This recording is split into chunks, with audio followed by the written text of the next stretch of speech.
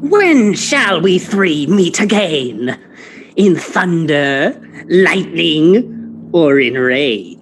When the hurly-burly's done, when the battle's lost and won. That will be ere the set of sun. Where the place? Upon the heath. There to meet with Macbeth. I come, Grimalkin. Paddock calls. Anon. Fair is foul. And foul is fair. Hover through the fog and filthy air.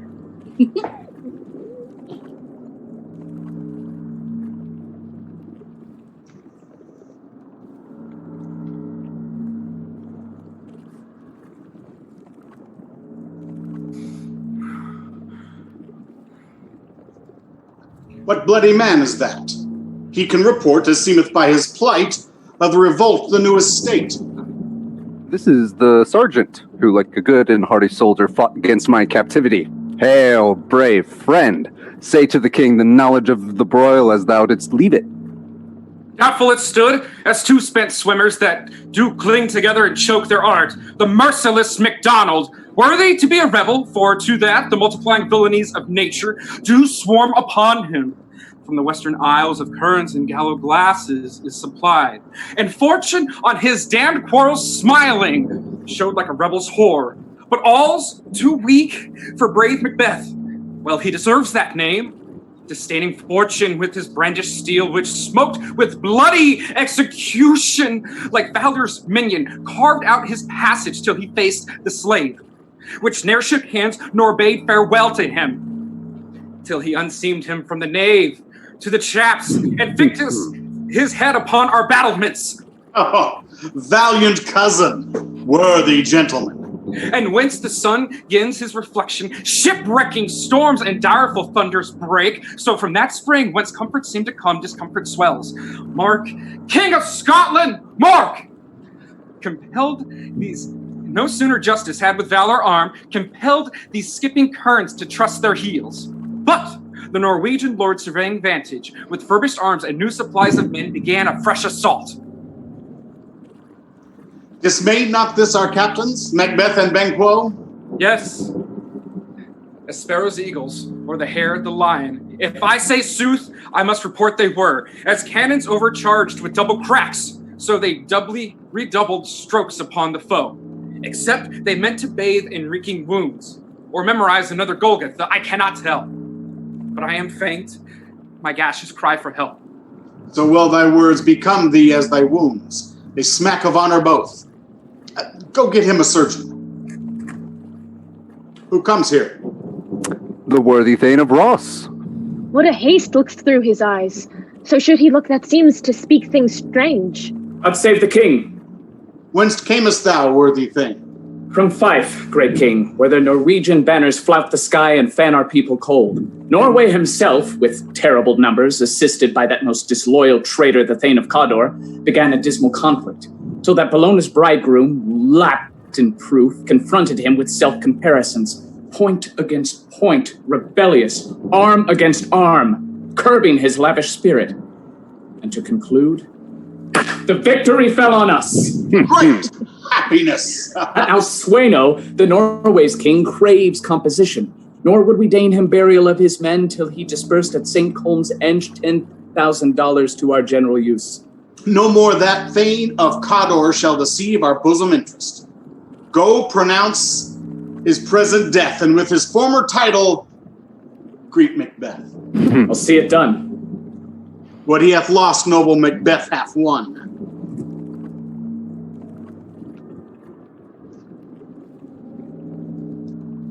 Where hast thou been, sister? Killing swine. Sister, where thou? A sailor's wife had chestnuts in her lap, and munched, and munched, and munched. Give me, quoth I. Anoint thee, witch, the rump-fed Runyon cries. Her husband's to Aleppo gone, master of the tiger. But in a sieve I'll thither sail, and like a rat without a tail, I'll do, and I'll do. I'll give thee a wind. Thou'rt kind. And I another. I myself have all this other, and the very ports they blow, all the quarters that they know in the shipman's card. I will drain him, dry as hay. Sleep shall neither night nor day hang upon his penthouse lid. He shall live a man, forbid. Weary 7 nights, 9 times 9 shall he dwindle, peak, and pine. Though his bark cannot be lost, yet it shall be tempest-tossed. Look what I have. Show me, show me. Here, I have a pilot's thumb, wrecked as homeward he did come. A drum, Macbeth doth come. The weird sisters, hand in hand, posters of the sea and land. Thus do go about, thrice to thine and thrice to mine. And thrice again to make up 9. Peace, the charms wound up. Though foul and fair a day I have not seen. How far is it called to Forest? What are these so withered and so wild in their attire, that look not like the inhabitants of the earth, and yet are on it? Live you? Are you aught that man may question? You seem to understand me, by each at once her chappy finger laying upon her skitty lips. You should be women, and yet your beards forbid me to interpret that you are so. Speak, if you can, what are you? All hail, Macbeth! Hail to thee, Thane of Glamis! All hail, Macbeth! Hail to thee, Thane of Cawdor! All hail, Macbeth! Thou shalt be king hereafter! Good sir, why do you start and seem to fare things that sound so fair? In the name of truth, are ye fantastical, or that indeed which outwardly ye show? My noble partner you greet with present grace and great prediction of noble having and of royal hope, that he seems rapt withal. To me you speak not. If you can look into the seeds of time, and say which grain will grow and which will not, speak to me, who neither beg nor fear your favors nor your hate. Hail! Hail! Hail! Lesser than Macbeth, and greater. Not so happy, yet much happier. Thou shalt get kings, though thou be none. So all hail, Macbeth and Banquo. Banquo and Macbeth, all hail! Stay, you imperfect speakers, tell me more. By Sinel's death, I know I am Thane of Glamis. But how of Cawdor? The Thane of Cawdor lives, a prosperous gentleman, and to be king stands not within the prospect of belief. No more than to be Cawdor. Say from whence you owe this strange intelligence, or why upon this blasted heath you stop our way with such prophetic grieving. Speak, I charge you. The earth hath bubbles as the water has, and these are them. Whither are they vanished? Into the air, and what seemed corporal melted as breath into the wind. Would they had stayed. Were such things here as we do speak about? Or have we eaten on the insane root that takes the reason prisoner? Your children shall be kings. You shall be king! And Thane of Cawdor, too, wasn't it not so? To the self-same tune and words. Who's there? The king hath happily received, Macbeth, the news of thy success. And when he reads thy personal venture in the rebels' fight, his wonders and his praises do contend, which should be thine or his. Silenced with that, in viewing o'er the rest of the self-same day, he finds thee and the stout Norwegian ranks nothing afeard of what thyself didst make. Strange images of death, as thick as hail, came post with post, and every one did bear thy praises in his kingdom's great defense, and poured them down before him. We are sent to give thee from our royal master thanks, only to herald thee into his sight, not pay thee.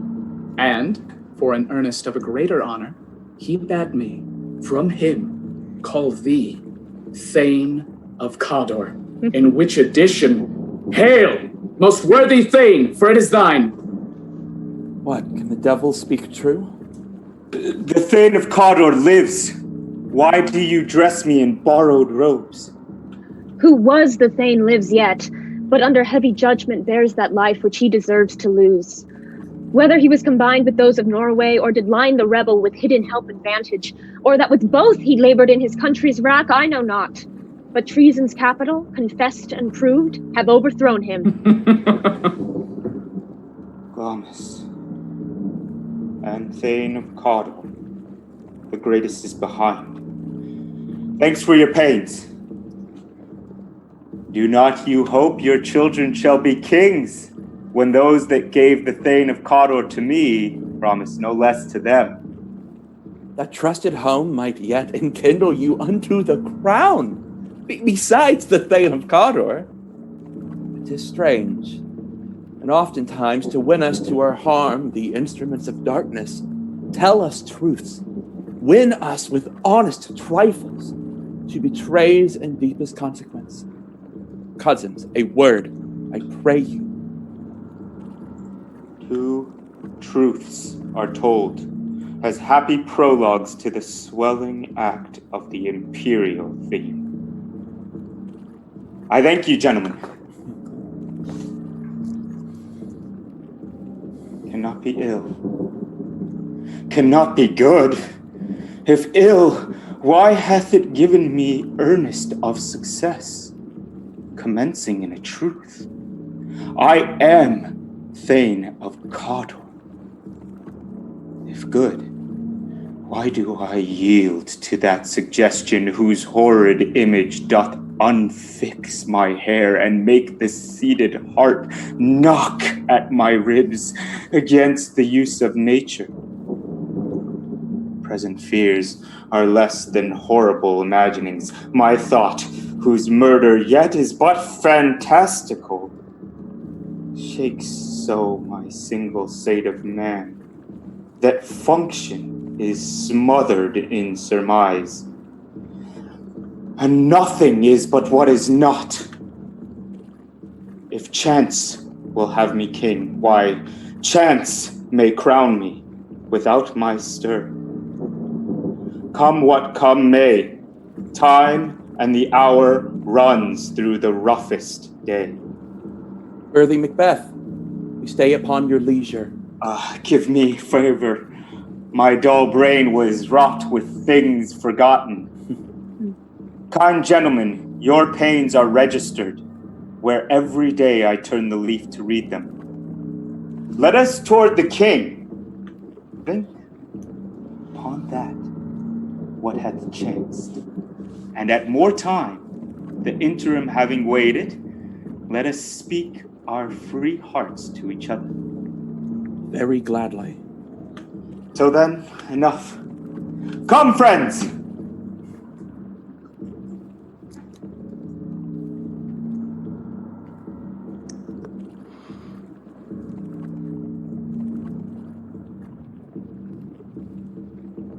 Is execution done on Cawdor?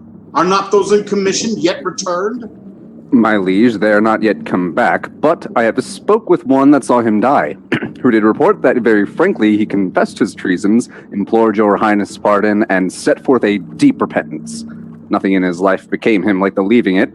He died as one that had been studied in his death, to throw away the dearest thing he owed as 'twere a careless trifle.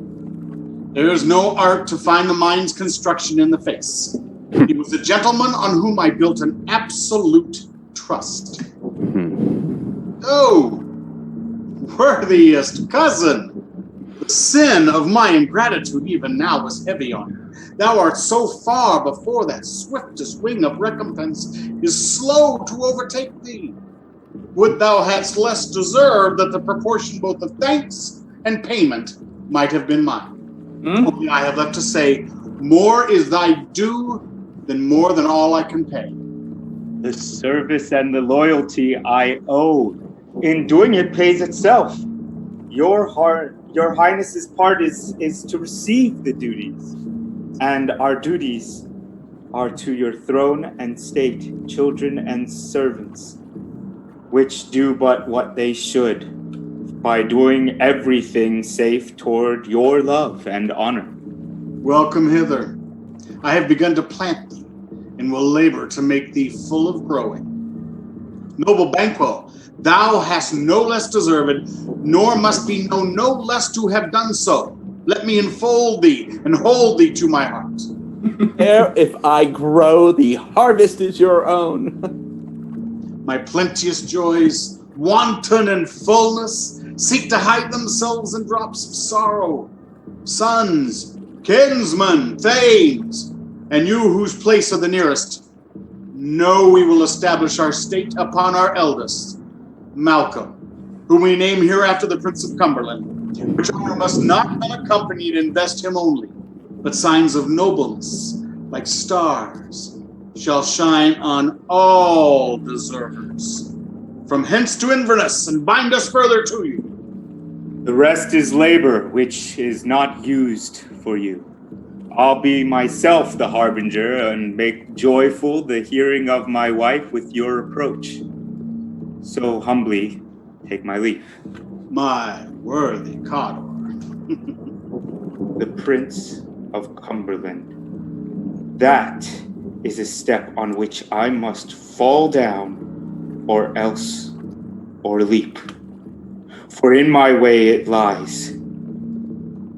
Stars, hide your fires. Let not light see my black and deep desires. The eye wink at the hand.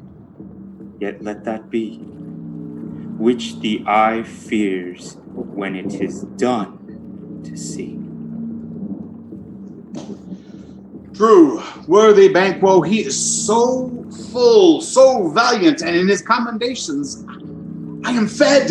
It is a banquet to me. Let's after him, whose care has gone before to bid us welcome. It is a peerless kinsman.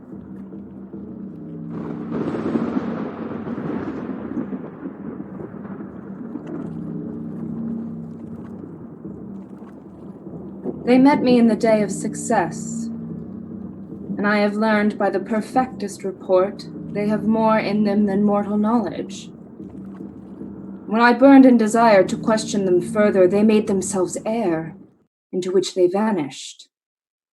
And whiles I stood wrapped in the wonder of it, came missives from the king, who all hailed me Thane of Cawdor, by which title before these weird sisters saluted me, and referred me to the coming on of time with, "Hail, King, that shalt be." This have I thought good to deliver thee, my dearest partner of greatness, that thou mightst not lose the dues of rejoicing by being ignorant of what greatness is promised thee. Lay it to thy heart, and farewell. Glamis thou art, and Cawdor, and shalt be what thou art promised. Yet do I fear thy nature. It is too full the milk of human kindness to catch the nearest way. Thou wouldst be great, art not without ambition, but without the illness should attend it. Hie thee hither, that may I pour my spirits in thine ear, and chastise with the valor of my tongue all that impedes thee from the golden round, which fate and metaphysical aid doth seem to have thee crowned withal. What is your tidings? The king comes here tonight. Give him tending, he brings great news. The raven himself is hoarse that croaks the fatal entrance of Duncan under my battlements. Come, you spirits that tend on mortal thoughts, Unsex me here, and fill me with from the crown to the toe top, full of direst cruelty. Make thick my blood. Stop up the access and passage to remorse, that no compunctious visitings of nature shake my fell purpose, nor keep peace between the effect and it. Come to my woman's breasts and take my milk for gall, you murdering ministers, wherever in your sightless substances you wait on nature's mischief. Come, thick night, and pall thee in the dunnest smoke of hell, that my keen knife see not the wound it makes, nor heaven peep through the blanket of the dark to cry, hold, hold. Great Glamis, worthy Cawtor, greater than both by the all-hail hereafter. Thy letters have transported me beyond this ignorant present, and I feel now the future in the instinct. My dearest love, Duncan comes here tonight. He goes hence. Tomorrow, as he purposes. Oh, never shall sun that morrow see. Your face, my thane, is as a book, where men may read strange matters. To beguile the time, look like the time. Bear welcome in your eye, your hand, your tongue. Look like the innocent flower, but be the serpent under it. He that's coming must be provided for, and you shall put this night's great business into my dispatch, which shall to all our nights and days to come give solely sovereign sway and masterdom. We will speak further. Only look up clear. To alter favor ever is to fear. Leave all the rest to me.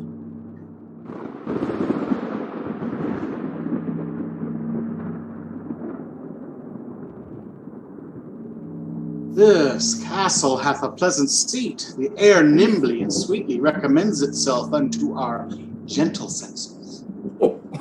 This guest of summer, the temple-haunting martlet, does approve by his loved magistrate that the heaven's breath smells wooingly here. No juddy, frieze, buttress, nor coin of vantage, but this bird hath made his pendant bed and procreant cradle. Where they most breed and haunt, I have observed, the air is delicate. Oh, see, our honored hostess. The love that follows us sometimes is our trouble, which still we think as love. Herein I teach you how you shall bid God yield us for your pains, and thank us for your trouble. All our service, in every point twice done, and then done double, were poor and single business to contend against those honors deep and broad, wherewith your majesty loads our house. For those of old, and the late dignities heaped up to them, we rest your hermits. Where's the Thane of Cawdor? We coursed him at the heels and had a purpose to be his purveyor. But he rides well, and his great love, sharp as his spur, hath holp him to his home before us. Fair and noble hostess, we are your guests tonight. Your servants ever have theirs. Themselves is what is theirs. Comte, to make their audit at your highness' pleasure, still to return your own. Give me your hand. Conduct me to mine host. We love him highly, and shall continue our graces toward him by your leave, hostess.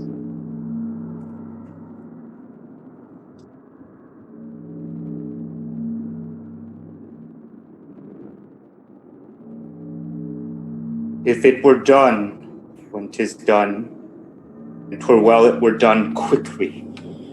If the assassination could trammel up the consequence and catch with his Circe's success, that but this blow might be the be-all and the end-all here, but here, upon this bank and shoal of time, we'd jump the life to come. But in these cases, we still have judgment here. That we but teach bloody instructions, which, being taught, return to plague the inventor. This even-handed justice commends the ingredients of our poisoned chalice to our own lips. He's here in double trust. First, as I am his kinsman and his subject, strong both against the deed. Then as his host, who should against his murderer shut the door, not bear the knife myself. Besides, this Duncan hath borne his faculties so meek, hath been so clear in his great office, that his virtues will plead like angels trumpet-tongued against the deep damnation of his taking off, and pity like a naked newborn babe striding the blast, or heaven's cherubim horsed upon the sightless couriers of the air shall blow the horrid deed in every eye, that tears shall drown the wind. I have no spur to prick the sides of my intent, but only vaulting ambition, which o'erleaps itself and falls on the other. How now? What news? He hath almost supped. Why have you left the chamber? Hath he asked for me? Know you not he has? We will proceed no further in this business. He hath honored me of late, and I have bought golden opinions of all sorts of people, which would be worn now in their newest gloss, not cast aside so soon. Was the hope drunk wherein you dressed yourself? Hath it slept since? And wakes it now to look so green and pale at what it did so freely? From this time such I account thy love. Art thou afeard to be the same in thine own act and valor as thou art in desire? Wouldst thou have that which thou esteemest the ornament of life, and live a coward in thine own esteem, letting I dare not wait upon I would, like the poor cat i' the adage? Prithee, peace. I dare do all that may become a man. Who dares more is none. What beast wast then that made you break this enterprise to me? When you durst do it, then you were a man. And to be more than that, than what you were, you would be so much more the man. Nor time nor place did then adhere, and yet you would make both. They have made themselves, and that their fitness now does unmake you. I have given suck, and I know how tender 'tis to love the babe that milks me. I would, while it was smiling in my face, have plucked my nipple from his boneless gums and dashed the brains out, had I so sworn as you have done to this.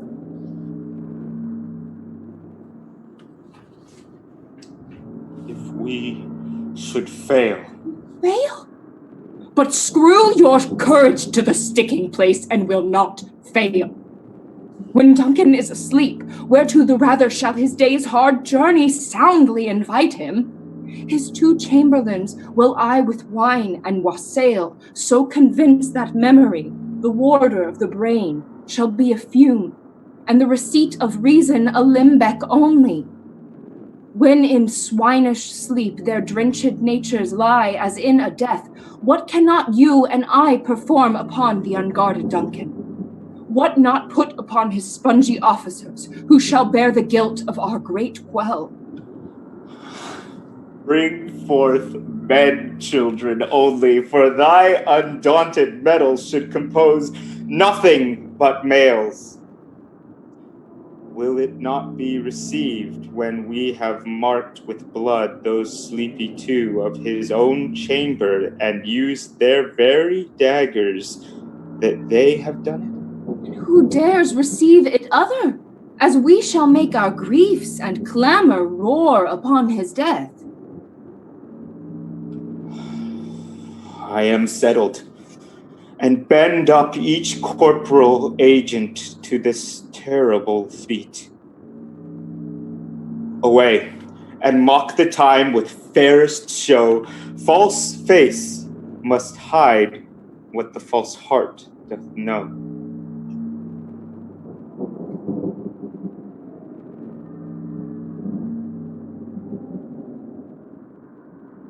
Who's there? A friend. What, sir, not yet at rest? The king's abed. He hath been in unusual pleasure, and sent forth great largesse to your offices. This diamond, he greets your wife withal, by the name of the most kind hostess, and shut up in measureless content. Being unprepared, our will became the servant to defect, which else should free have wrought. All's well. I dreamt last night of the 3 weird sisters. To you they have shown some truth. I think not of them. Yet when we can entreat an hour to serve, we would spend it in some wise words upon that business, if you would greet the time. At your kindest leisure. If you shall cleave to my consent, when 'tis, if it shall make honor for you. So I lose none in seeking to augment it, but still keep my bosom franchised and allegiance clear, I shall be counseled. But repose the while. Thanks, sir. The like to you.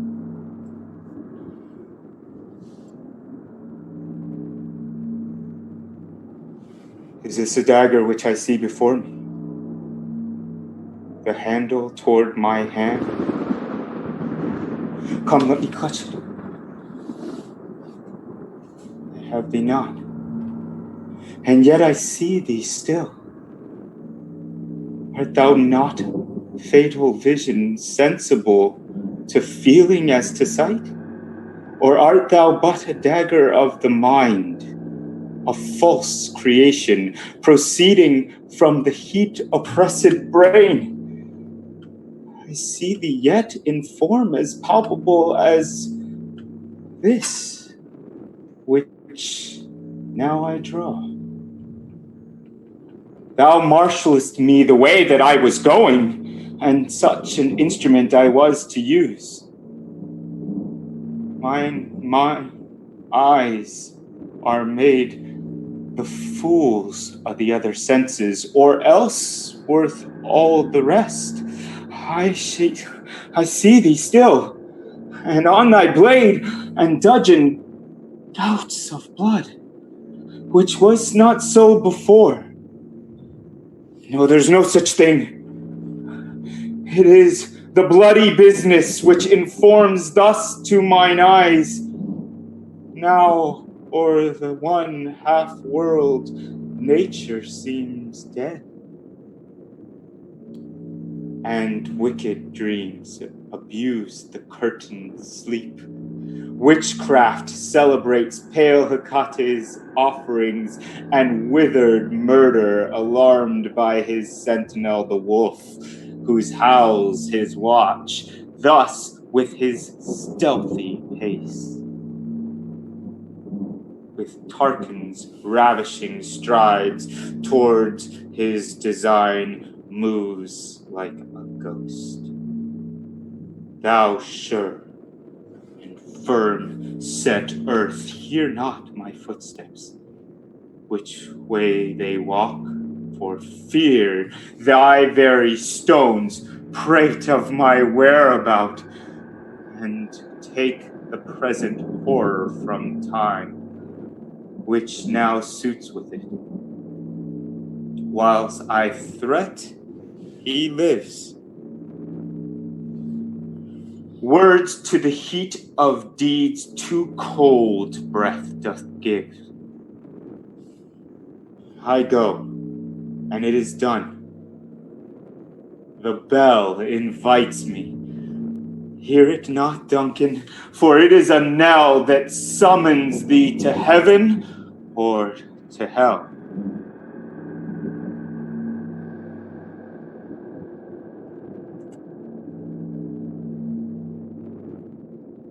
That which hath made them drunk hath made me bold, and what hath quenched them hath given me fire.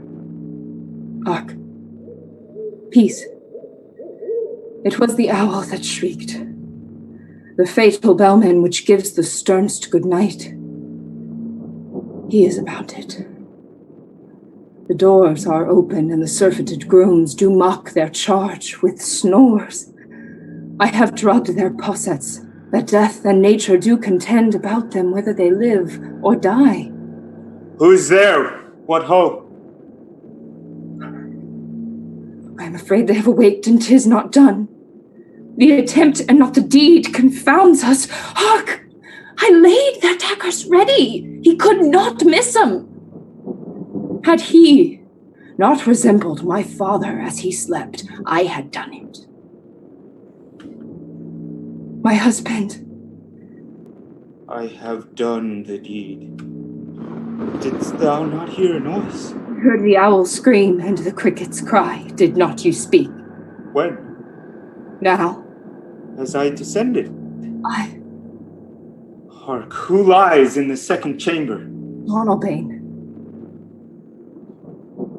This is a sorry sight. A foolish thought to say a sorry sight. There's one did laugh in his sleep, and one cried murder, that they did wake each other. I stood and heard them, but they did say the prayers and addressed them again to sleep. There are two lodged together. One cried, God bless us, and amen the other, as they had seen me with these hangmen's hands. Listening their fear, I could not say amen. When they did say God bless us. Consider it not so deeply. But wherefore could I not pronounce amen? I had most need of blessing, and amen stuck in my throat. These deeds must not be thought after these ways. So it will make us mad. Methought I heard a voice cry, sleep no more. Macbeth does murder sleep, the innocent sleep, sleep that knits up the raveled sleeve of care, the death of each day's life, sore labors, bath, balm of hurt minds, great nature's second course, chief nourisher in life's feast. What do you mean? Still it cried, sleep no more, till all the house, Glamis, hath murdered sleep, and therefore Cawdor, sleep no more. Macbeth shall sleep no more. Who was it that thus cried? Why, worthy Thane, you do unbend your noble strength to think so brain-sickly of things. Go and get some water and wash this filthy witness from your hand. Why did you bring these daggers from the place? They must lie there. Go carry them and smear the sleepy grooms with blood. I'll go no more. I am afraid to think what I have done. Look on it again, I dare not. Infirm of purpose! Give me the daggers. The sleeping and the dead are but as pictures. 'Tis the eye of childhood that fears a painted devil. If he do bleed, I'll gild the faces of the grooms with all, for it must seem their guilt. Whence is that knocking? How is it with me when every noise appalls me? What hands are here? They pluck out my eyes. With all great Neptune's ocean wash this blood clean from my hand. No. This my hand will rather the multitudinous seas in incarnadine, making the green one red.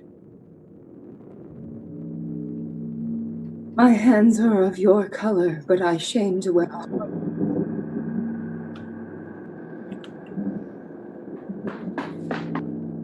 I hear a knocking at the south entry.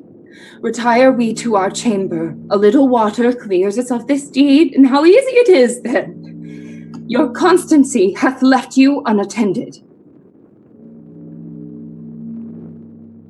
Hark, more knocking.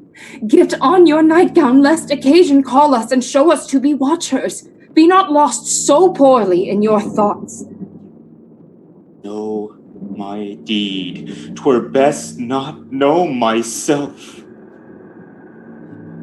Wake Duncan with thy knocking! I would thou couldst.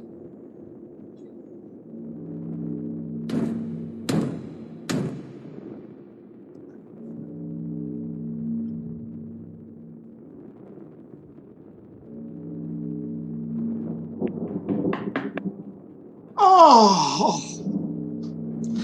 here's a knocking indeed. If a man were porter of Hellgate, he should have old turning the key. Knock, knock, knock.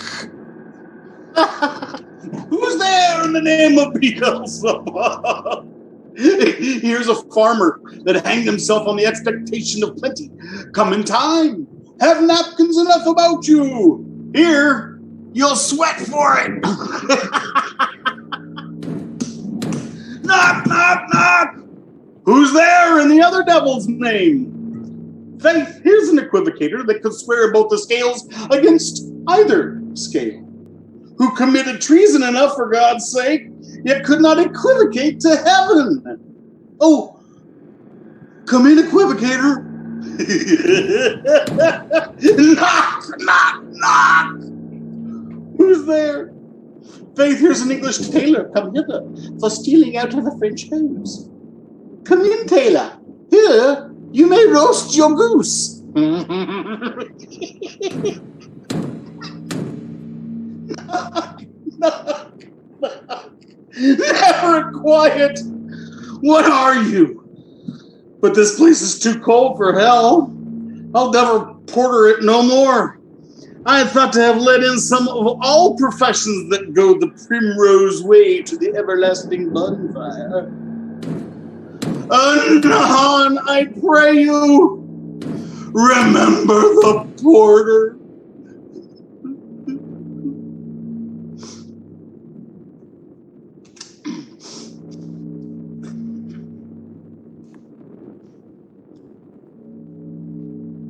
Was it so late, friend, ere you went to bed, that you lie so late? Faith, sir, we were carousing till the second cock. And drink, sir, is a great provoker of three things. What three things does drink especially provoke? Marry, sir, nose painting, sleep, and lechery. And urine. Urine, lechery, sir, it provokes and it unprovokes. It provokes the desire, but it takes away the performance. Therefore, much drink may be said to be an equivocator with lechery. It makes him, and it mars him. Sets him on, it takes him off. It persuades him and disheartens him. Makes him stand to and not stand to. In conclusion, equivocates him in a sleep and giving him the lie, leaves him. I believe drink gave thee the lie last night. That it did, sir. In the very throat of me. But I requited him for his lie. And I think, being too strong for him, that we took up my legs sometime, yet I made a shift to cast him. Is thy master stirring? Our knocking has awakened him. Here he comes. Good morrow, noble sir.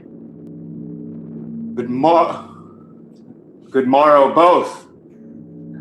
Is the king stirring, worthy thane? Not yet. He did command me to call timely on him. I have almost slipped the hour. I'll bring you to him. I know this is a joyful trouble to you, but yet 'tis one. The labor we delight in physics pain. This is the door. I'll make so bold to call, for 'tis my limited service. Goes the king hence today? He does. He did appoint so. The night has been unruly. Where we lay, our chimneys were blown down.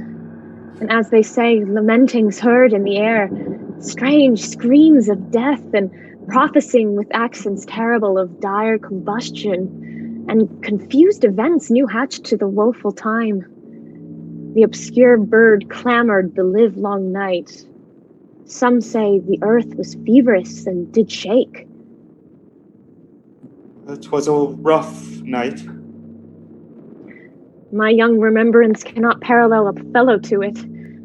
Oh, horror! Horror! Horror, tongue nor heart cannot conceive nor name thee! What's the matter? What's the matter? Confusion now hath made his masterpiece. Most sacrilegious murder hath broke ope the Lord's anointed temple and stole thence the life or the building. What is it you say? The life? Mean you his majesty? Approach the chamber and destroy your sight with the new Gorgon. Do not bid me speak. See and then speak yourselves. Awake! Awake! Ring the alarm bell! Murder and treason! Banquo and Donalbain! Malcolm, awake! Shake off this downy sleep. Death's counterfeit and look on death itself. Up! Up! And see the great doom's image. Malcolm! Banquo! As from your graves, rise up and walk like sprites to countenance this horror! Ring the bell! What's the business that such a hideous trumpet calls to parley the sleepers of the house? Speak! Speak! Oh, gentle lady, 'tis not for you to hear what I can speak. The repetition in a woman's ear would murder as it tell. Oh, Banquo! Banquo! Our royal master's murdered! Woe! Alas! What? In our house? You cruel anywhere. Dear Duff, I prithee contradict thyself, and say it is not so. Had I but died an hour before this chance, I had lived a blessed time. For from this instant there's nothing serious in mortality. All is but toys. Renown and grace is dead. The wine of life is drawn, and the mere lees is left this vault to brag of.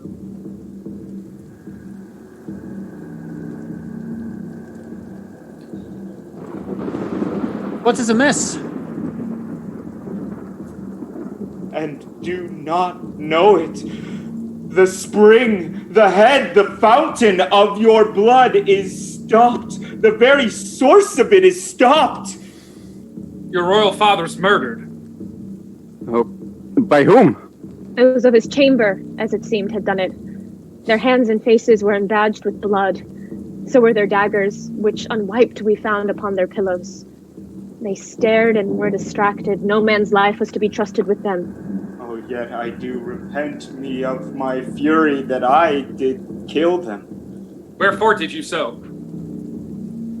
Who can be wise, amazed, temperate and furious, loyal and neutral in a moment? No man. The expedition my violent love outrun the pauser. Reason. Here lay Duncan, his silver skin laced with his golden blood, and his gashed stabs looked like a breach in nature for ruin's wasteful entrance. There, the murderers, steeped in the colors of their trade, their daggers unmannerly breached with gore. Who could refrain that had a heart to love, and in that heart courage to make its love known? Help me hence. To the lady. And when we have our naked frailties hid, that suffer in exposure, let us meet and question this most bloody piece of work to know it further. fears and scruples shake us. In the great hand of God I stand, and thence against the undivulged pretense I fight of treasonous malice. And so do I. So all. Let's briefly put on manly readiness and meet in the hall together. Well contented.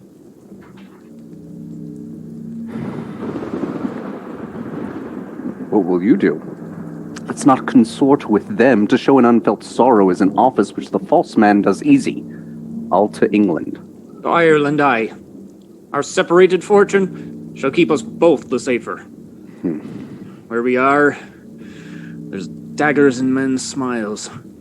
The near in blood, the nearer bloody. This murderous shaft that shot hath not yet lighted, and our safest way is to avoid the aim. Therefore to horse, and let us not be dainty of leave-taking, but shift away. There's warrant in that theft which steals itself when there's no mercy left.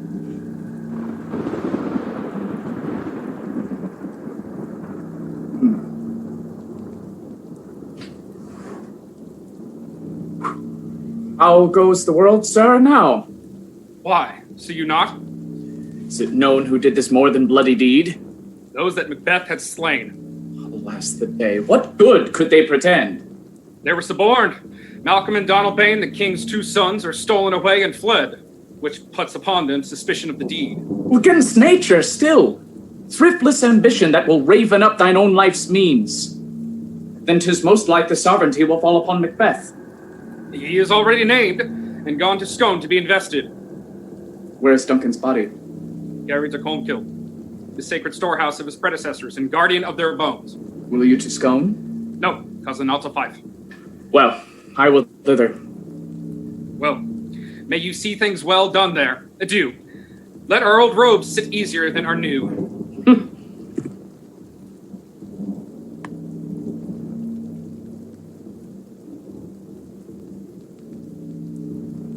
Thou hast it now.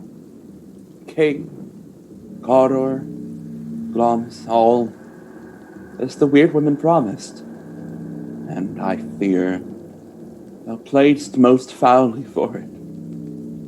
Yet it was said that it should not stand in thy posterity, but that myself should be the root and father of many kings. There comes some truth from them, as upon thee, Macbeth, their speeches shine. Why, by the verities on thee made good, may they not be my oracles as well, and set me up in hope? Hush, no more. Here's our chief guest. If he had been forgotten, it had been as a gap in our great feast, and all thing unbecoming. Tonight, we hold a solemn supper, sir, and I'll request your presence. Let your highness command upon me. To thee which my duties are a most indissoluble tie forever knit. Ride you this afternoon? Aye, my good lord. We should have else desired your good advice, which still hath been both grave and prosperous in this day's council. But we'll take to tomorrow. Is it far you ride? As far, my lord, as will fill up the time twixt this and supper. Go not my horse the better. I must become a borrower of the knife for a dark hour or twain. Fail not our feast. My lord, I will not. We hear our bloody cousins are bestowed in England and in Ireland, not confessing their cruel parricide, filling their hearers with strange invention. But that tomorrow, when therewithal we shall have cause of state craving us jointly. Hie you to horse. Adieu, till you return at night. Goes Fleance with you? Aye, my good lord. Our time does call upon us. I wish your horses swift and sure of foot, and so I do commend you to their backs. Farewell.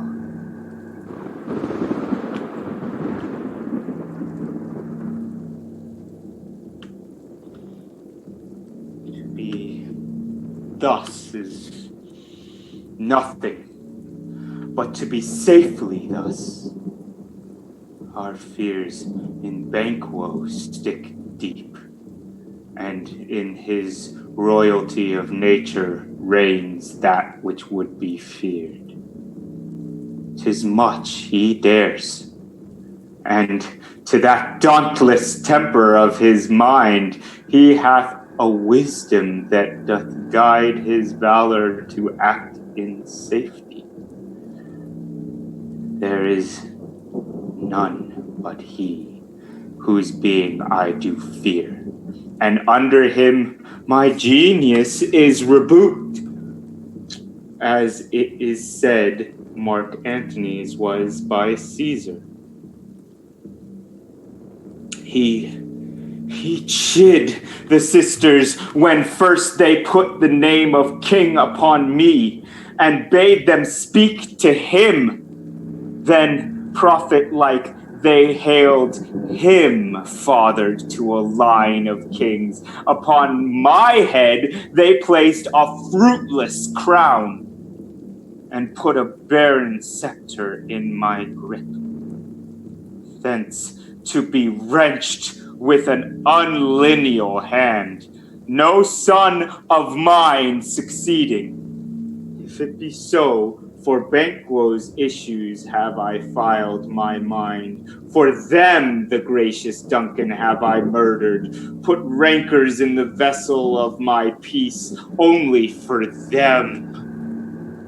And mine eternal jewel given to the common enemy of man, to make them kings, the seed of Banquo kings. Rather than so, come fate into the list, and champion me to the utterance. Who's there? Now go to the door and stay there till we call. Was it not yesterday we spoke together? It was. So please, Your Highness. Well then, now, have you considered of my speeches? How you were borne in hand, how crossed the instruments, who wrought with them, and all things else that might to half a soul and to a notion crazed say, thus did Banquo? You made it known to us. I did so, and went further, which is now our point of second meeting. Do you find your patience so predominant in your nature that you can let this go? Are you so gospeled to pray for this good man and for his issue, whose heavy hand hath bowed you to the grave and beggared yours forever? We are men, my liege. Aye, in the catalogue ye go for men. Now, if you have a station in the file, not in the worst rank of manhood, say it, and I will put that business in your bosoms, whose execution takes your enemy off. I am one, my liege, whom the vile blows and buffets of the world have so incensed that I am reckless what I do to spite the world. And I another, so weary with disasters, tugged with fortune, that I would set my lie on any chance, to mend it, or be rid of it. Both of you know Banquo was your enemy. True, my lord. My lord. So is he mine, and in such bloody distance that every minute of his being thrusts against my nearest of life. and though I could with barefaced power sweep him from my sight and bid my will avouch it, yet I must not. For certain friends that are both his and mine, whose loves I may not drop, but wail his fall, who I myself struck down. And thence it is that I to your assistance do make love, masking the business from the common eye, for sundry weighty reasons. We shall, my lord, perform what you command us. Though our lives. Your spirits shine through you. Within this hour at most, I will advise you where to plant yourselves. Acquaint you with the perfect spy of the time, the moment on it, for it must be done tonight. And something from the palace.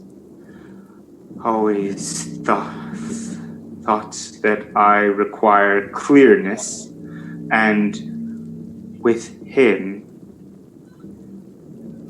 to leave no rubs nor botches in the work. Fleance, his son, that keeps him company, whose absence is no less material to me than is his father's, must embrace the fate of that dark hour. Resolve yourselves apart. I'll come to you anon. We are resolved, my lord. I'll call upon you straight. Abide within. It is concluded. Banquo, thy soul's flight, if it find heaven, must find it out tonight.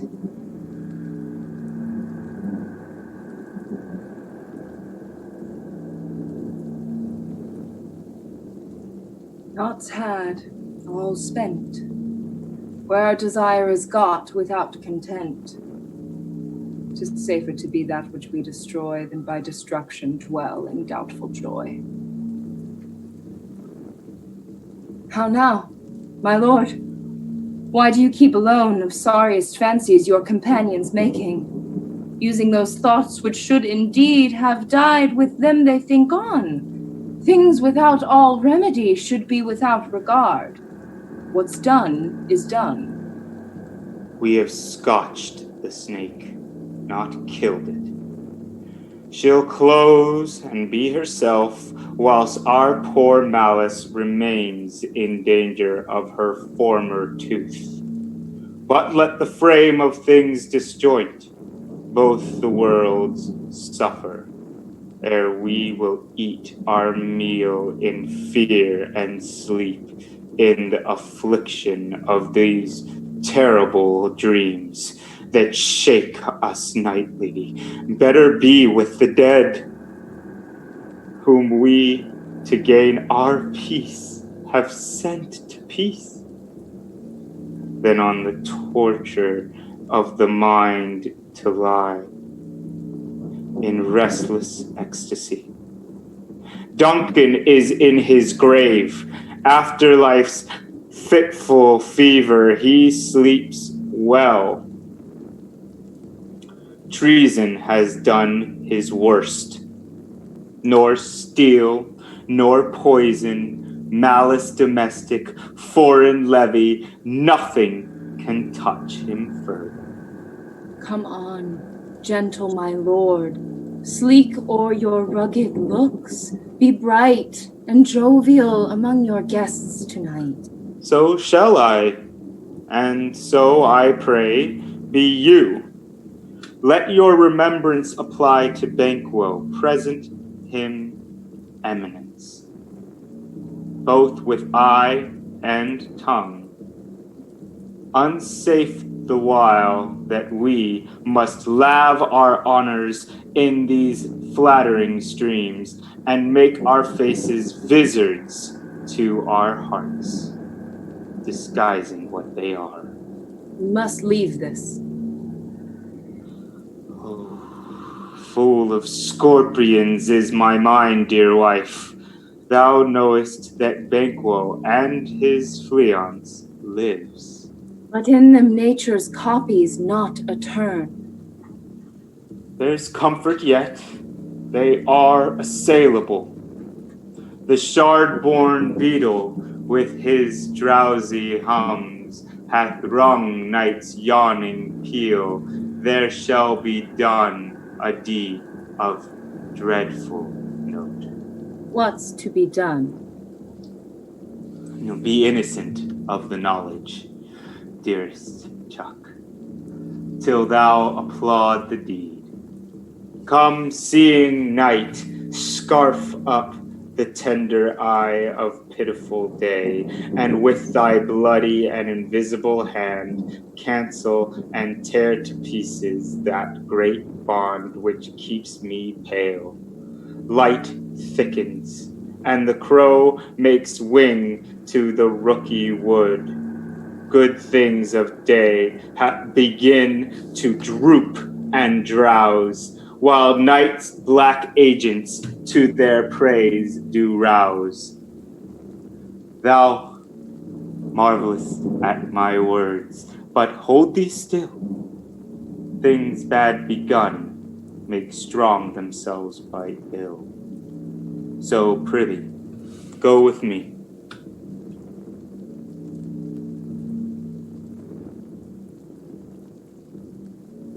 But who did bid thee join with us?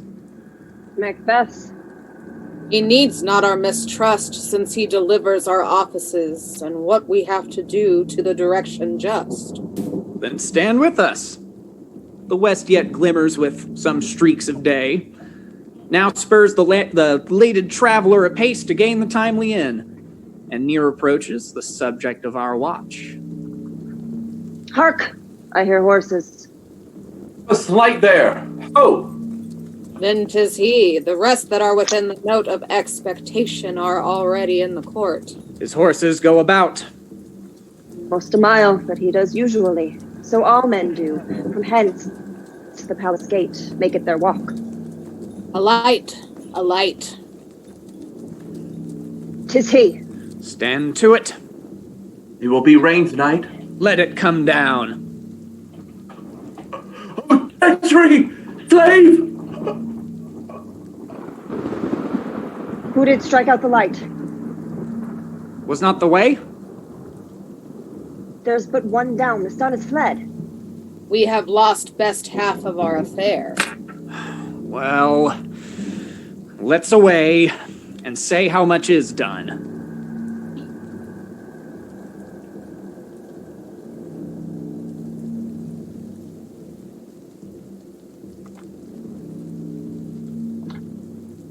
You know your own degrees.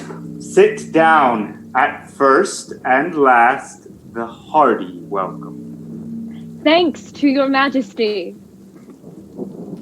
Ourself will mingle with society and play the humble host. Our hostess keeps her state, but in best time we will require her welcome.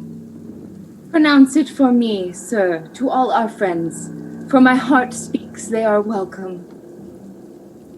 See, they encounter thee with their heart's thanks.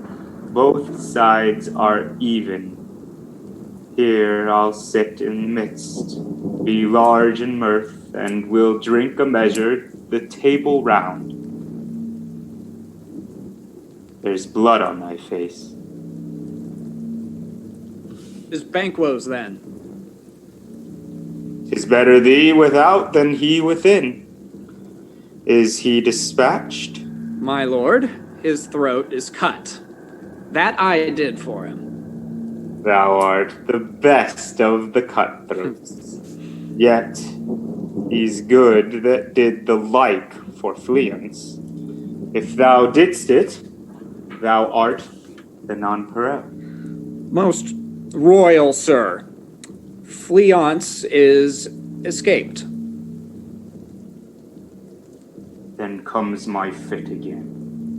I had else been perfect, whole as the marble, founded as the rock, as broad and general as the casing air. But now I am cabined, cribbed, confined, bound into saucy doubts and fears. The Banquo's safe. Aye, my good lord. Safe in a ditch he bides, with 20 trenched gashes in his head. The least a death to nature. Thanks for that. There the grown serpent lies, the worm that's fled hath nature that in time will venom breed. No teeth for the present. Get thee gone. Tomorrow we'll hear ourselves again.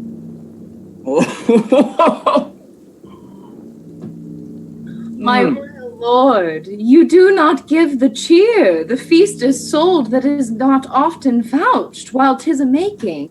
'Tis given with welcome. To feed were best at home. From thence the sauce to meat is ceremony. Meeting were bare without it. Sweet remembrancer. Now good digestion, wait on appetite, and health on both. May it please your highness sit. Here had we now our country's honor roofed, were the graced person of our Banquo present. Who may I rather challenge for unkindness than pity for mischance? His absence, sir, lays blame upon his promise. Please it your highness to grace us with your royal company. The table is full. Here is a place reserved, sir. Where? Here, my good lord. Was it that moves your highness? Which of you have done this? What, my good lord? Thou canst not say I did it. I did never shake the glory locks at me. Gentlemen, rise. His highness is not well. It, worthy friends, my lord is often thus, and hath been from his youth. Pray you, keep seat. The fit is momentary. Upon a thought he will again be well. And if much you note him, you shall offend him and extend his passion. Feed and regard him not. Are you a man? I, and a bold one, that dare look on that which might appall the devil. Oh, proper stuff.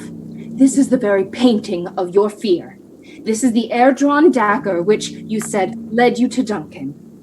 Oh, these flaws and starts. Why do you make such faces? When all's done, you look but on a stool. Prithee, see there. Behold. Look, lo! How say you?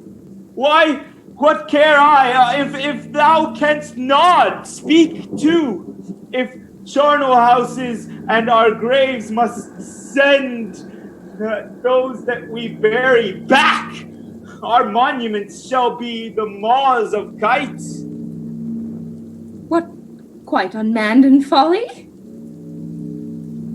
I stand here, I saw him. Fie, for shame. Blood hath been shed ere now, in the olden time, ere human statute purged the gentle wheel.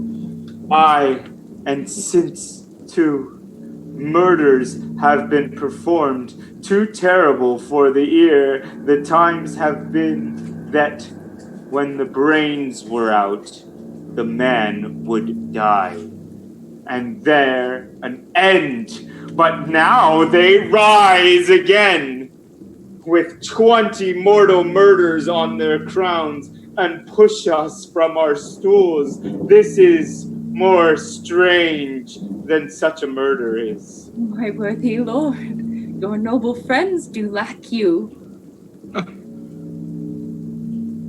I do forget. Do not muse at me, my most worthy friends. I have a strange infirmity, which is nothing to those that know me. Come, love and health to all. Then I'll sit down. Give me some wine, and fill full. I drink to the general joy of the whole table, and to our dear friend Banquo, whom we miss. Would he were here, to all and him we thirst, and all to all. Our duties and the pledge. Vaunt! Quit my sight! Let the earth hide thee! Thy bones are marrowless, thy blood is cold. Thou hast no speculation in those eyes which thou dost glare with. Think on this, good peers, but as a thing of custom. 'Tis no other, only it spoils the pleasure of the time. What man dare, I dare, approach thou like the rugged Russian bear, the armed rhinoceros, or the Hyrcan tiger, take any shape but that, and my firm nerves shall never tremble, or be alive again. And dare me to the desert with thy sword, if trembling I inhabit then, protest me, the baby of a girl. Hence, horrible shadow, unreal mockery, hence!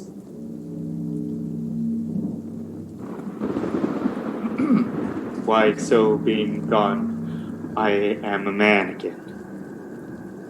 Pray you sit still. You have displaced the mirth, broke the good meeting, with most admired disorder.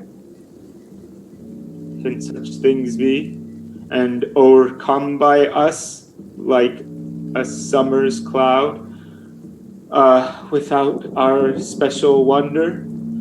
You make me strange even to the disposition that I owe, when now I think you can behold such sights and keep the natural ruby of your cheeks, when mine is blanched with fear. What sights, my lord? I pray you, speak not. He grows worse and worse. Questions enrage him, and at once, good night. Stand not upon the order of your going, but go at once. Good night, and better health attend his majesty. Good night to all.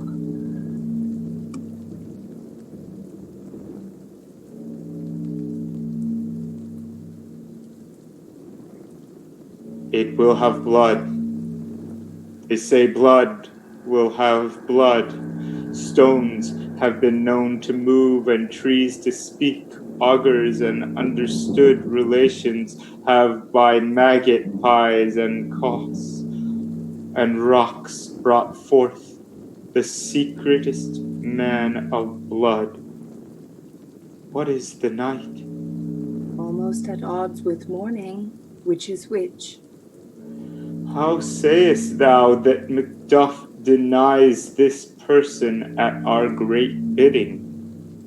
Did you send to him, sir? I hear it by the way, but I will send.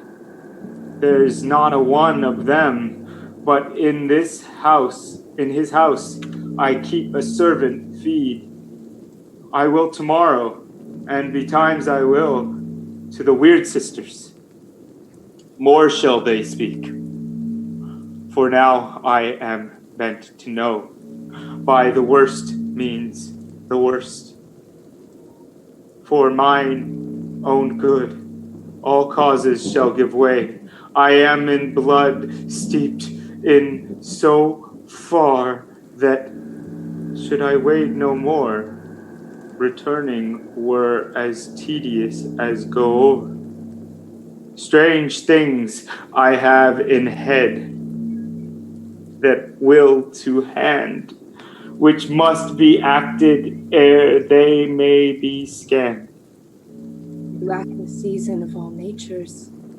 Sleep. Come, will to sleep. My strange and self-abuse is the initiate fear that wants hard use. We are yet but young indeed.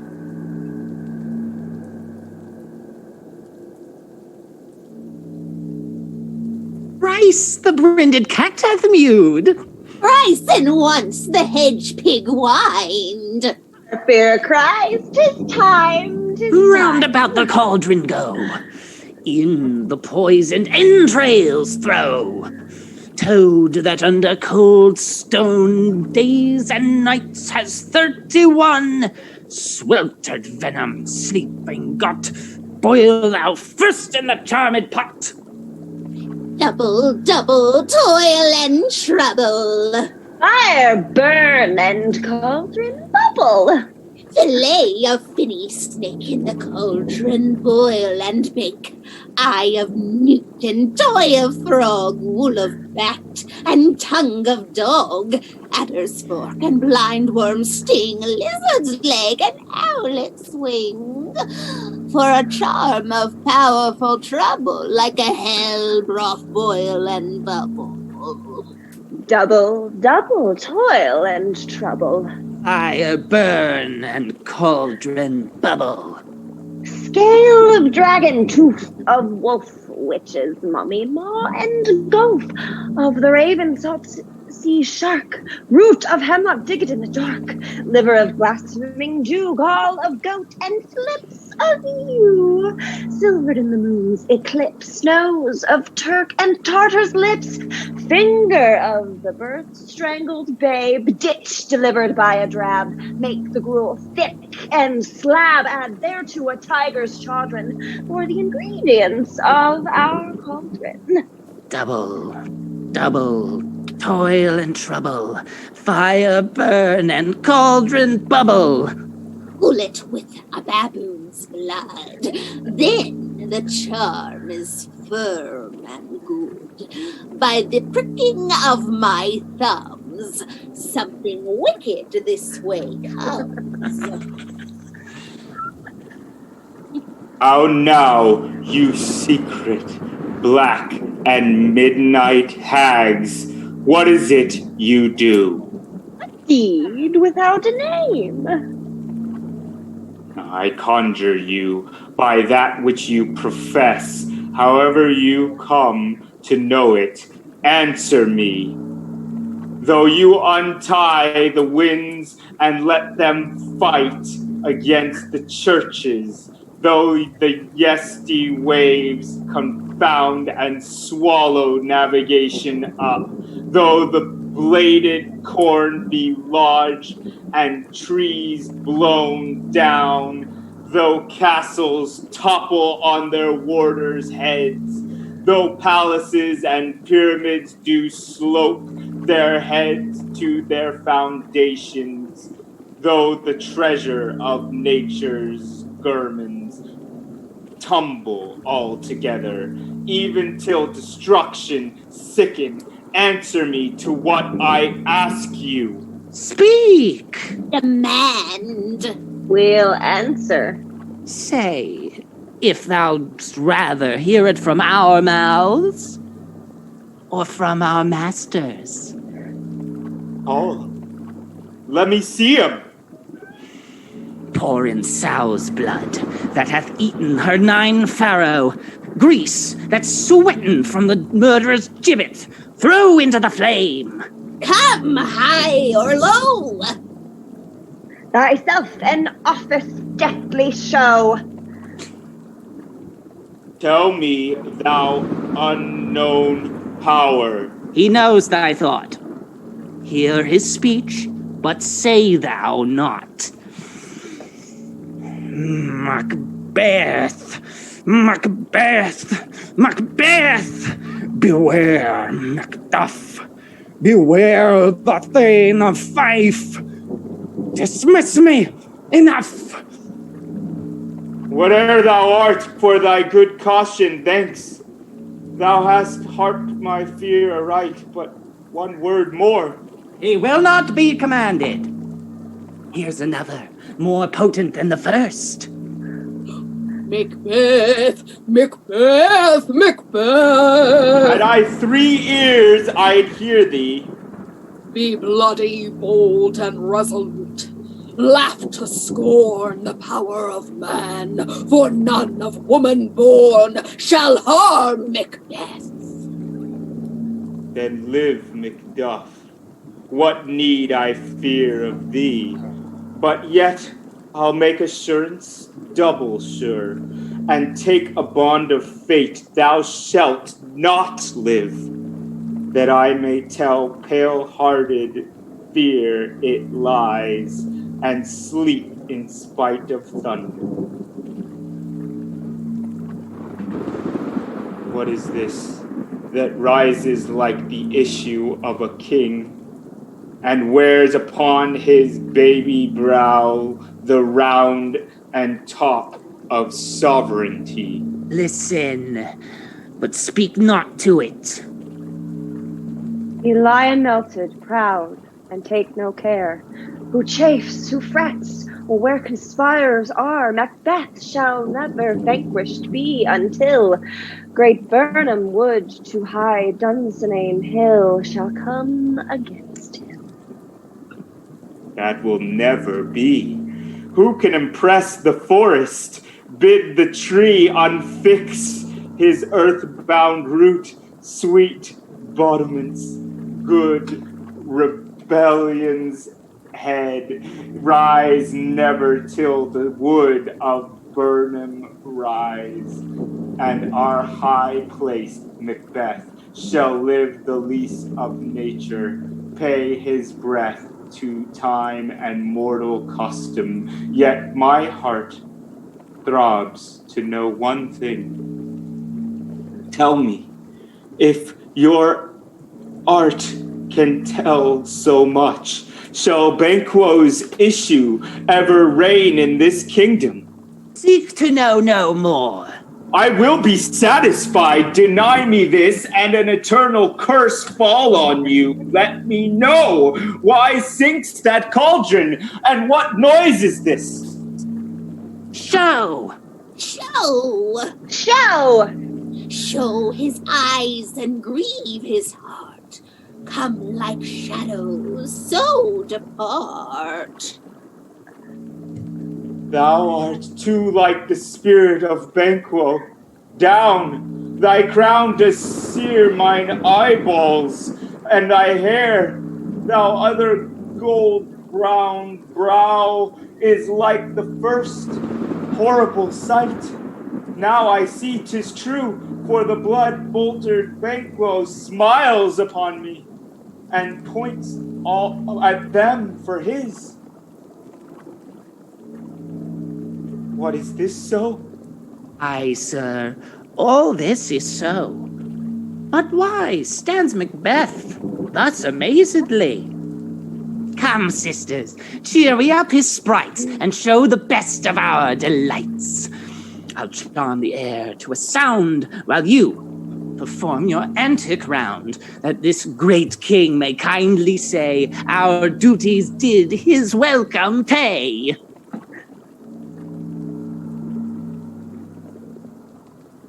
Where are they? God, let this pernicious hour stand I accursed in the calendar. Come in without there. What's your grace's will? Saw you the Weird Sisters? No, my lord. Came they not by you? No, indeed, my lord. Infected be the air whereon they ride, and damned all those that trust them. I did hear the galloping of horse. Who came by? 'Tis 2 or 3, my lord, that bring you word that Macduff is fled to England. Time, thou anticipatest my dread exploits. The flighty purpose ne'er is o'ertook, unless the deed go with it. From this moment, the very firstlings of my heart shall be the firstlings of my hand. And even now, to crown my thoughts with axe, be it thought and done. The castle of Macduff I will surprise, seize upon fife, give to the edge of the sword, his wife, his babes, and all unfortunate souls that trace in his line. No boasting like a fool. This deed I'll do before this purpose cool. But no more sights. Where are these gentlemen? Come, bring me where they are.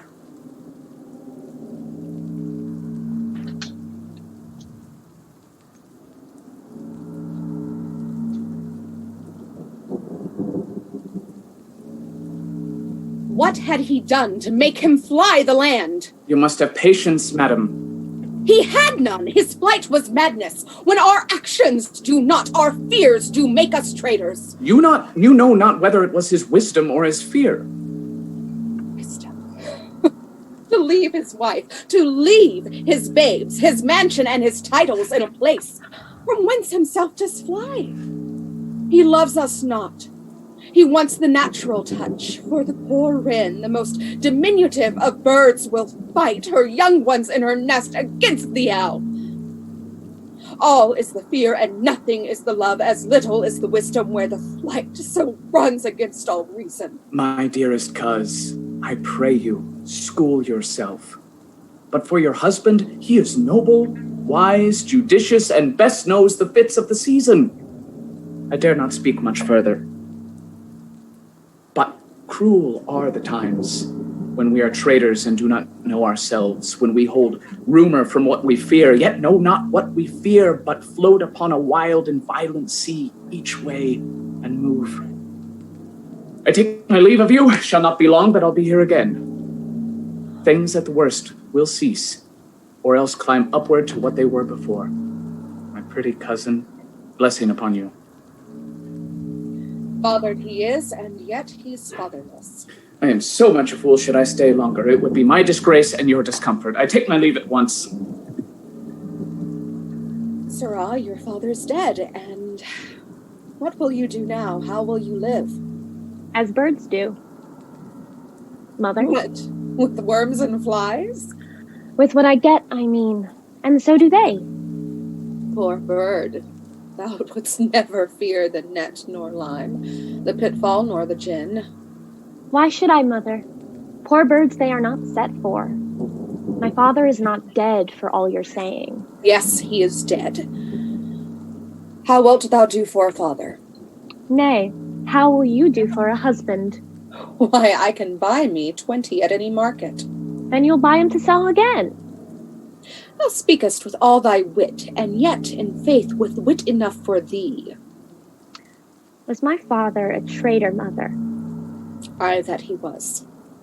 What is a traitor?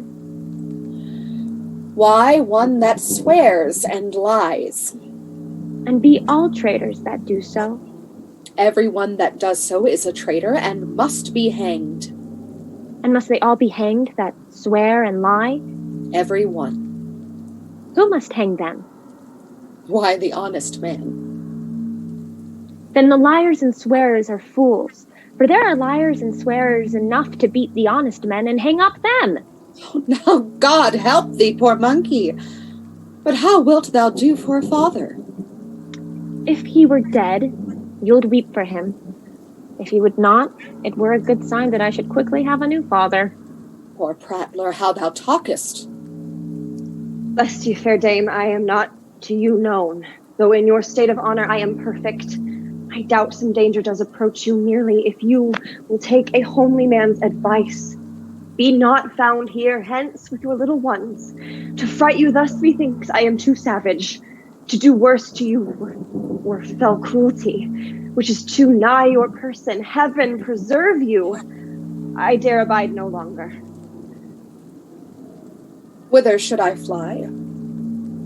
I have done no harm, but I remember now I am in this earthly world where to do harm is often laudable, to do good, sometime accounted dangerous folly. Why then, alas, do I put up that womanly defense to say I have done no harm? What are these faces? Where is your husband? I hope in no place so unsanctified where such as thou mayst find him. He's the traitor. Thou liest, thou shag-haired villain! What? You egg? Young fry of treachery? Ah, he has killed me, mother! Run away, I pray you! Ah!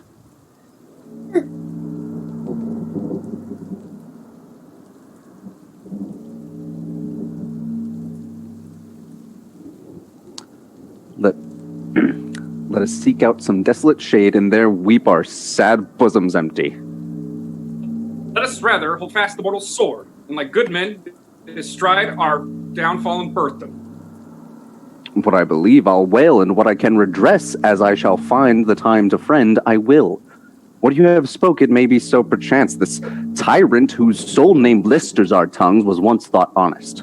You have loved him well. He hath not touched you yet. I am not treacherous. But Macbeth is. A good and virtuous nature may recoil in an imperial charge. But I shall crave your pardon. That which you are, my thoughts cannot transpose. Angels are still bright, though the brightest fell. Though all things foul would wear the brows of grace, yet grace must still look so. I have lost my hopes.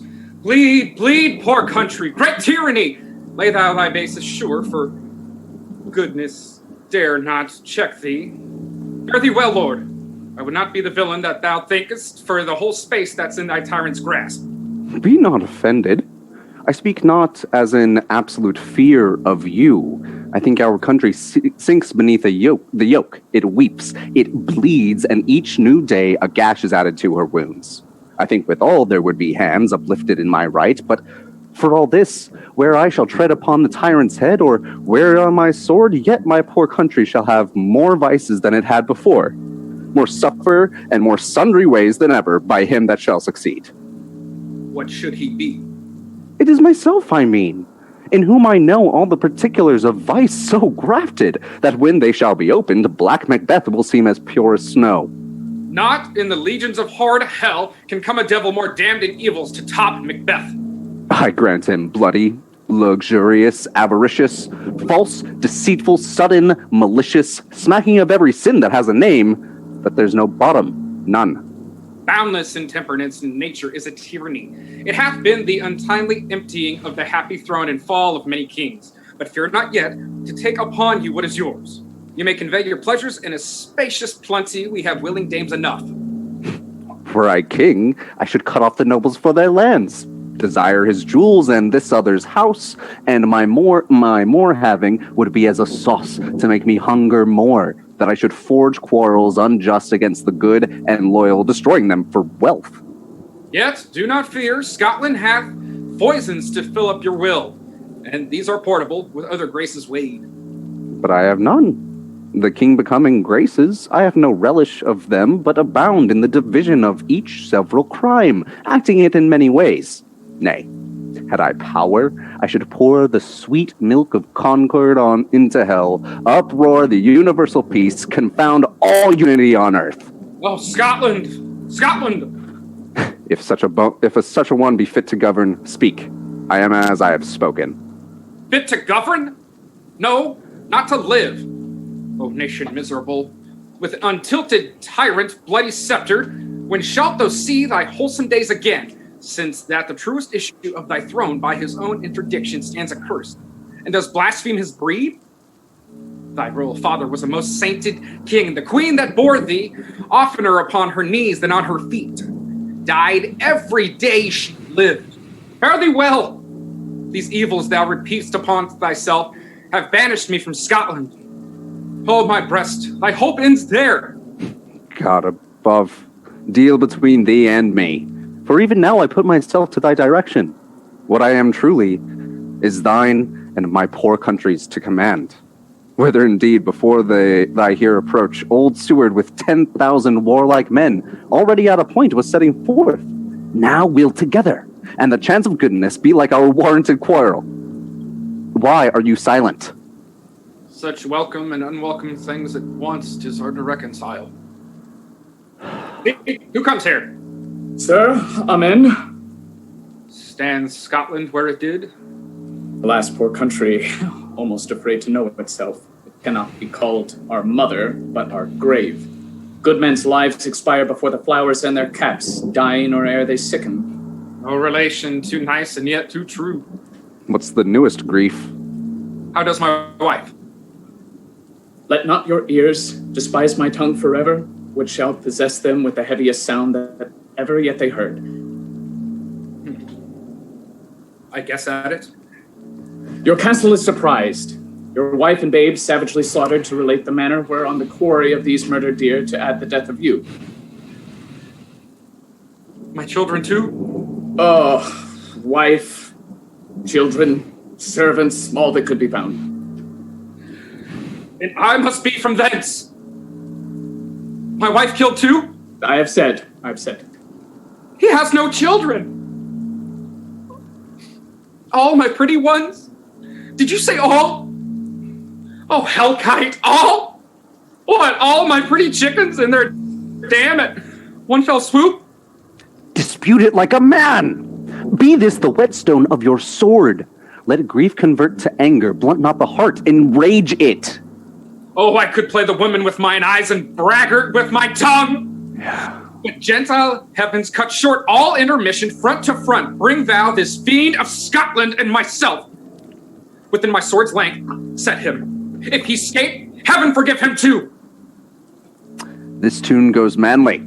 Come, we go to the king. Our power is ready. Our lack is nothing but our leave. Macbeth is ripe for shaking, and the powers above put on their instruments. Receive what cheer you may. The night is long that never finds the day.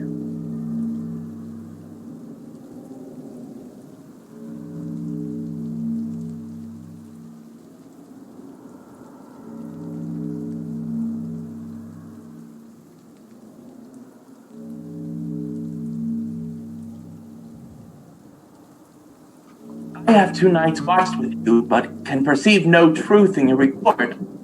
When was you last walked?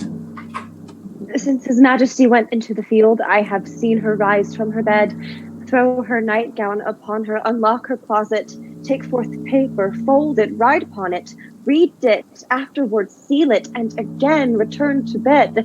Yet all this while in a most fast sleep. The great perturbation in nature to receive at once the benefit of sleep and do the effects of watching. In this slumbery agitation, besides her walking and other actual performances, what at any time have you heard her say? That, sir, which I will not report after her. Lo you, here she comes. This is her very guise, and upon my life, fast asleep. Observe her, stand close. What does she do now? Look how she rubs her hands. It is an accustomed action with her. I have known her continue in this a quarter of an hour. Here's a spot. She speaks. I will set down what comes from her to satisfy my remembrance the more strongly. Damn spot. Out, I say! 1, 2, then 'tis time to do it. Hell is murky. Fie, my lord, fie. A soldier and afeard. What need we fear? Who knows it when none can call our power to account? Yet who should have thought the old man to have had so much blood in him? The Thane of Fife had a wife. Where is she now? What? Will these hands ne'er be cleaned? No. More of that, my lord, no more of that. You mar all with this starting. Here's the smell of blood still. All the perfumes of Arabia will not sweeten this little hand. Oh, oh. Disease is beyond my practice. Wash your hands. Put on your nightgown. Look not so pale. I tell you yet again, Banquo's buried. He cannot come out on's grave. To bed, To bed! There's knocking at the gate. Come, give me your hand. What's done cannot be undone. To bed. To bed. To bed. Will she now go to bed? Directly. Foul whisperings are abroad. Natural deeds do breed unnatural troubles. Infected minds to their deaf pillows will discharge their secrets. More needs she than the divine than the physician. Good night, good doctor.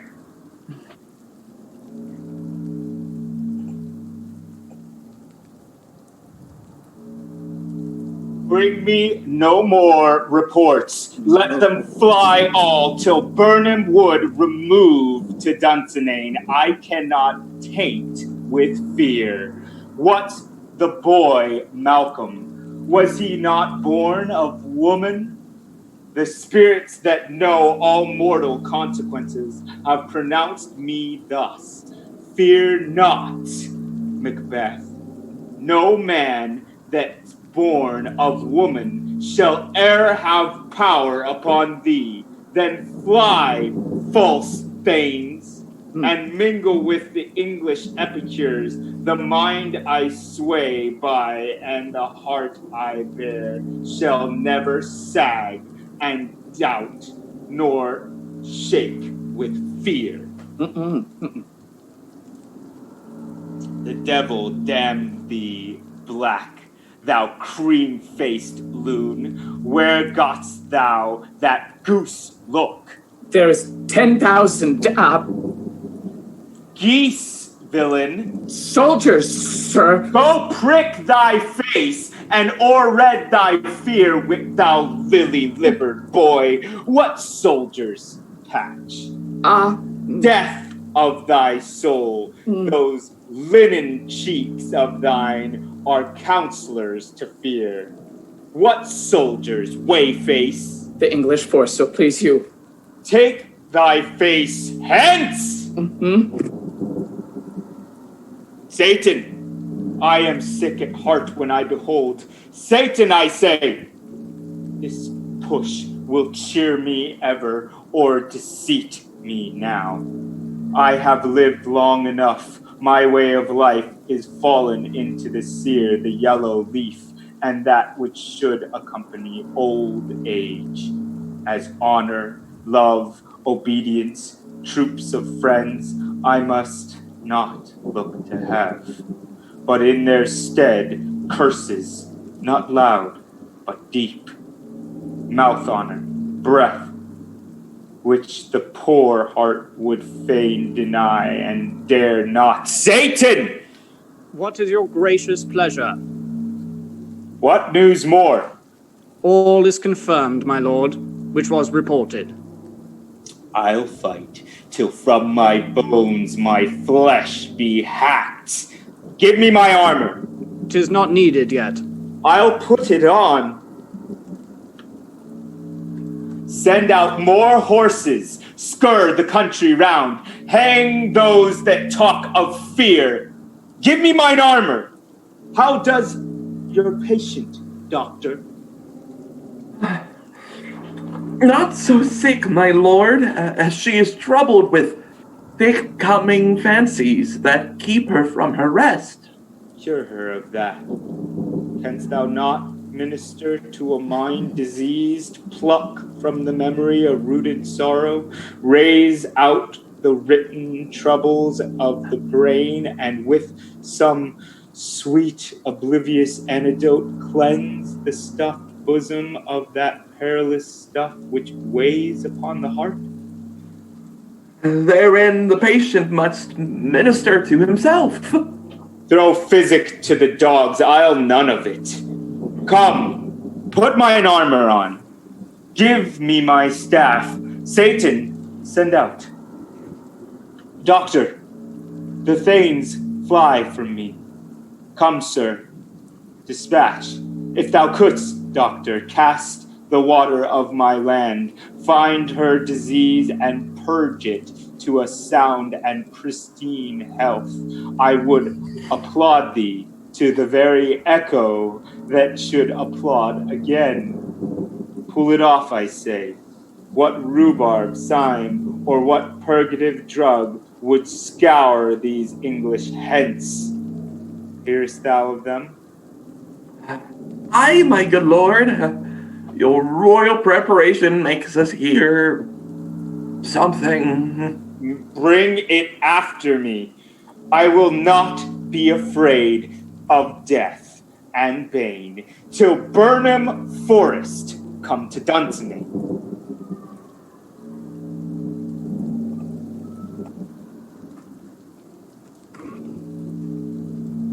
Cousins, I hope the days are near at hand that Chambers will be safe.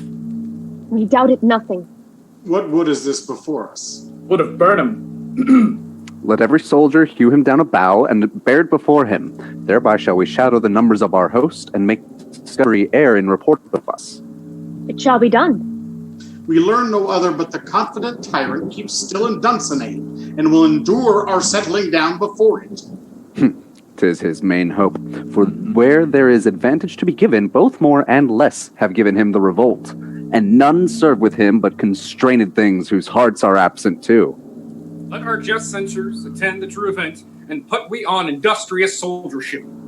The time approaches that will with due decision make us know what we shall say we have and what we owe. Thoughts speculative their unsure hopes relate, but certain issues stroke must arbitrate.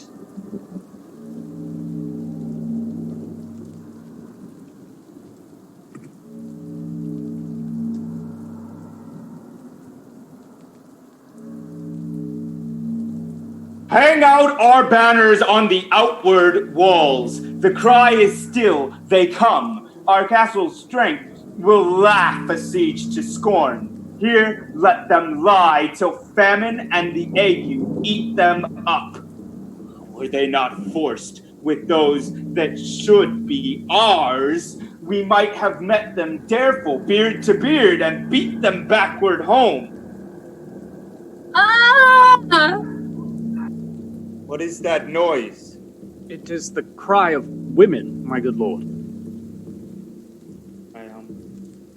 I've almost forgotten the taste of fears.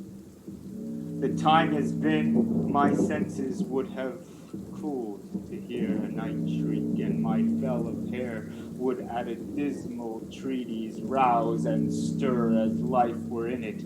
I have supped full with horrors. Direness familiar to my slaughterous thoughts cannot once start me.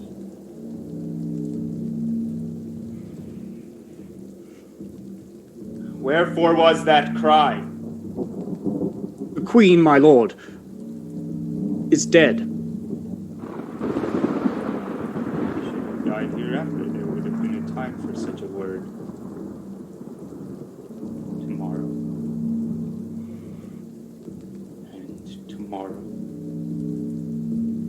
And tomorrow creeps in this petty pace from day to day to the last syllable of recorded time. And all our yesterdays have lighted fools the way to dusty death.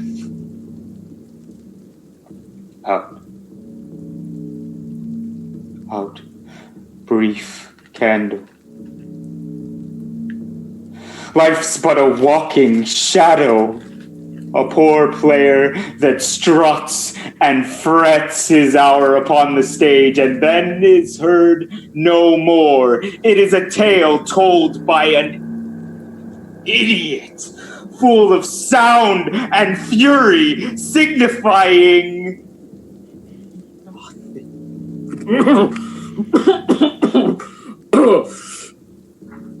Thou comest to use thy tongue, thy story quickly. Gracious my lord, I should report that which I say I saw, but know not how to do it. Well, say, sir. As I did stand my watch upon the hill, I looked toward Burnham, and anon methought the wood began to move. Liar and slave! Let me endure your wrath, if it be not so. Within this 3 mile may you see it coming, I say, a moving grove. If thou speakest false, upon the next tree shalt thou hang alive, till famine cling thee. If thy speech be sooth, I care not if thou dost for me as much. I pool in resolution, and begin to doubt the equivocation of the fiend that lies like truth. Fear not, till Burnham Wood do come to Dunsinane, and now a wood come toward Dunsinane.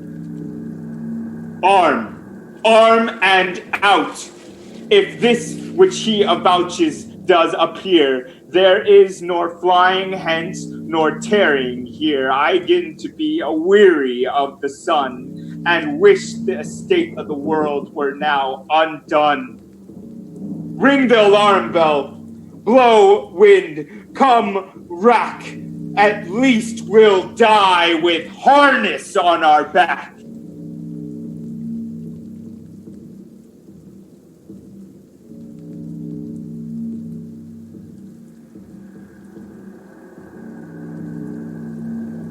Now near enough, your leafy screens throw down, and show like those you are.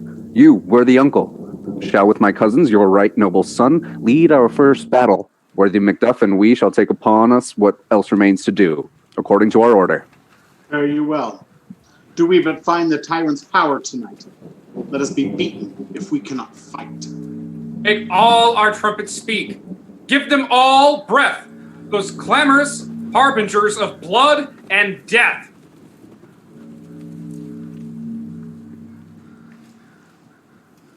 They have tied me to a stake. I cannot fly, but bear-like I must fight the course. What's he that was not born of woman? Such a one am I to fear or no? What is thy name? Be afraid to hear it. No, though thou call'st thyself a hotter name than any as in hell. My name's Macbeth. The devil himself could not pronounce a title more hateful to mine ear. No, nor more fearful. Thou liest, abhorrent tyrant, with my sword I'll prove the lie thou speak'st. Thou wast born of woman. Those swords I smile at. Weapons laugh to scorn, brandished by man that's of woman born. Turn, hellhound, turn! Of all men else I have avoided thee. But get thee back, my soul is too much charged with blood of thine already. I have no words. My voice is in my sword. Thou bloodier villain than terms can give thee out! Thou losest labor. As easy mayst thou the entrenchant air with thy keen sword impress as make me bleed. Let fall thy blade on vulnerable crests. I bear a charmed life, which must not yield to one of woman born. Despair thy claim, and let the angel whom thou still hast served tell thee, Macduff was born from his mother's womb, untimely ripped. Cursed be that tongue that tells me so, for it hath cowed my better part of man, and be these juggling fiends no more believed, that palter with us in a double sense, that keep the word of promise to our ear and break it to our hope. I'll not fight with thee. And yield thee, coward, and live to be the show and gaze of the time. We'll have thee, as our rare monsters are, painted on a pole and underwrit. Here you may see the tyrant. I will not yield to kiss the ground before young Malcolm's feet and to be baited with the rabble's curse.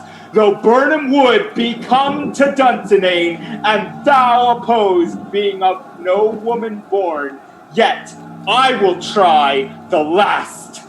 Before my body, I throw my warlike shield. Lay on, Macduff, and damned be him that first cries, "Hold, enough!"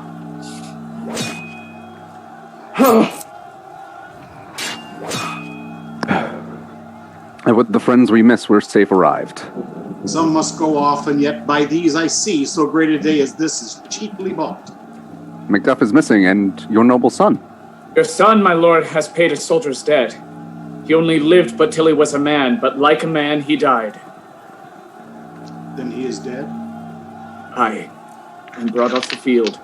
Your cause of sorrow must not be measured by his worth, for then it hath no end.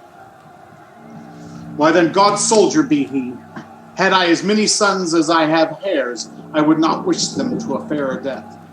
And so God be with him. Here comes newer comfort.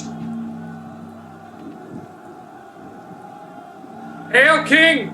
For so thou art, behold, where stands the usurper's cursed head, the time is free. I see thee compassed with thy kingdom's pearl, that speak my salutation in their minds, whose voices I desire aloud with mine. Hail, King of Scotland! Hail, Hey! King of Scotland! King of Scotland! We shall not spend a large expense of time before we reckon with your several loves and make us even with you. My thanes and kinsmen henceforth be earls, the first that ever Scotland in such an honor named. What's more to do, which would be planted newly with the time, as calling home our exiled friends abroad that fled the snares of watchful tyranny, producing forth the cruel ministers of this dead butcher and his fiend-like queen, who, as 'tis thought, by self and violent hands took off her life.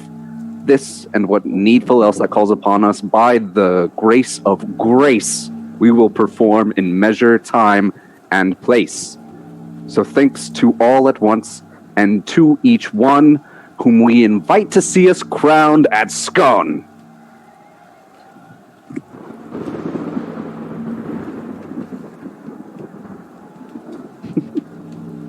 Hey! Bum-ba-na-na. Yeah! You made it! We did it! Yay. Cool.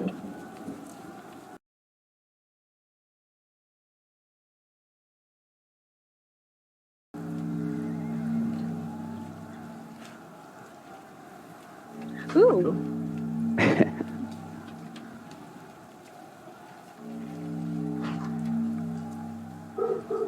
Yay! Thank you, everybody. Thank you. Thank you. Yay, theater! Yay. Thanks everyone for watching.